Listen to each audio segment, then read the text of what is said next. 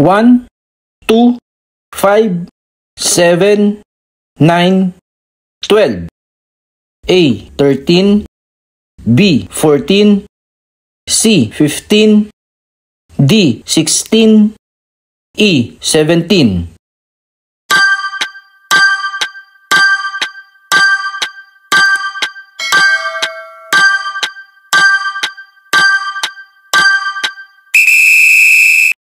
Pataasin ang chance na makapasa sa Civil Service Exam sa tulong ng Earls Review Channel.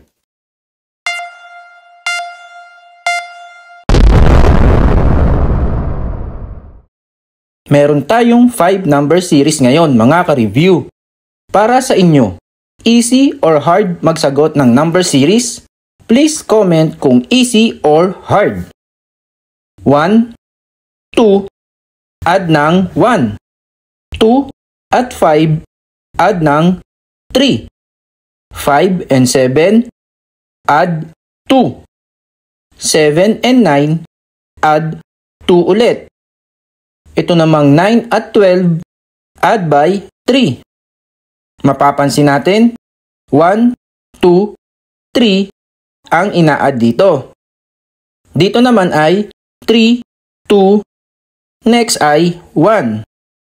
Kasi 1, 2, 3 at 3, 2, 1. 1 ang i-add dito sa 12 para makuha ang next sa series. 12 add by 1, 13. Kaya ang sagot ay A, 13. 2, 3, 12, 37. A, 82, B, 84, C, 86, D, 88, E, 90.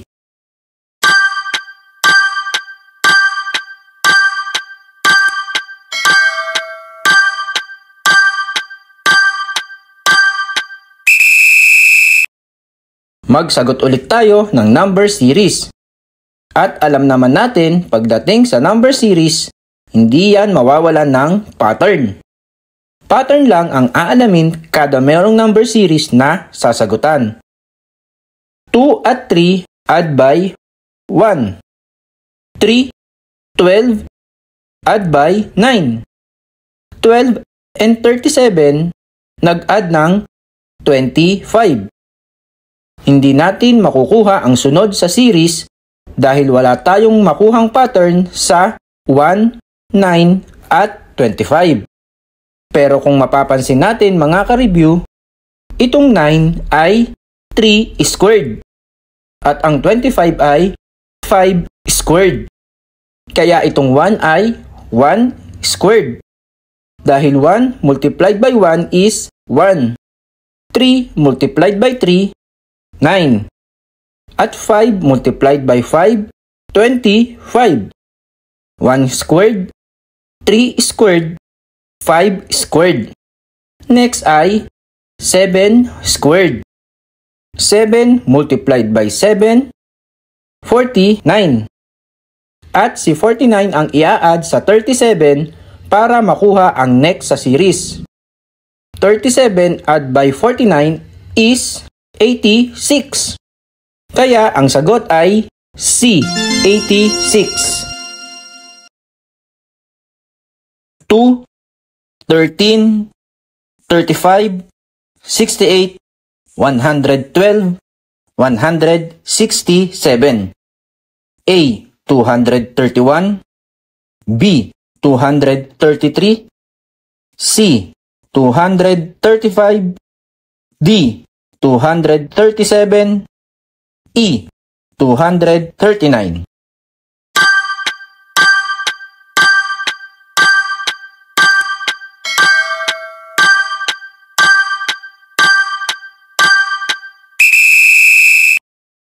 I-copy muna itong given.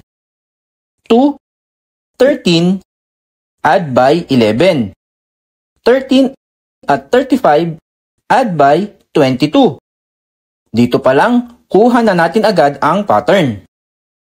35 at 68, add by 33. 68 112, add by 44. Obviously, add by 55 dito sa 112 para maging 167. Add by 11, 22, 33, 44, at 55. Next, para makuha ang sagot ay add by 66. 167 add by 66 is 233. Kaya ang sagot ay B, 233. 1, 4, 15, 34, 61. A, 92. B, 93. C, 94.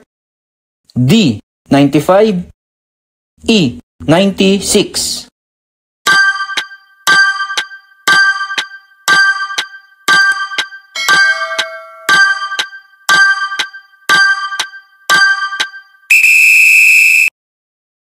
Pag ganitong mga number series, unahin agad natin ang difference sa given. I-copy natin. 1 at 4, add by 3. 4, 15, add by 11. 15 at 34, add by 19. 34, 61, add by 27. 3, 11, 19, at 27. Wala tayong nakuha na pattern dito sa given. Dito tayo kukuha ng pattern ngayon. 3, 11, add by 8. 11, 19, add ulit ng 8. 19, 27. For sure, add yan ng 8. Para makuha natin ang sagot dito, mag-add tayo ng 8 dito sa 27. 27 add by 8, 35. Ito namang 35 add dito sa 61, yun ang magiging sagot. 61 add by 35 is 96. Kaya ang sagot ay E, 96. 3, 5, 9, 17, 31. A, 53. B, 54. C, 55. D, 56. E, 57.